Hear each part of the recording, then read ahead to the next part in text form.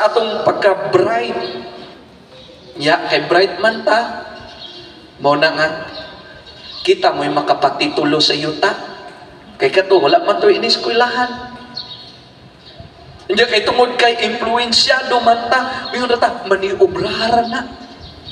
Taan nato karon kaalam, gahom, posisyon, kun kini makapaduol ka nato sa Ginoo. Kung kini makapaduol ka nato sa atong isig katawo, nan bulahan ta.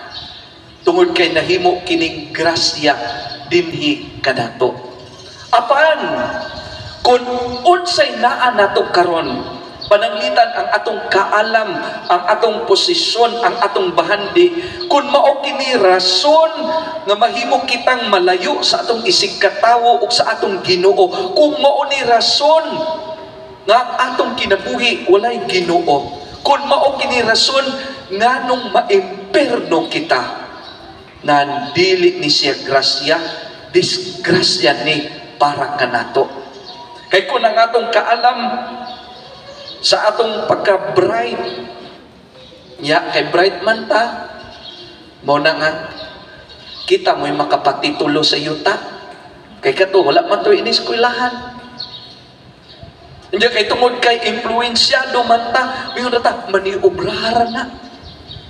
Ako rin bahala nimo.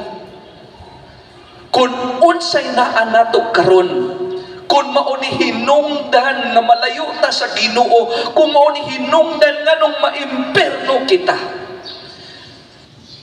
disgrasya ni para kanato, dili kini grasya.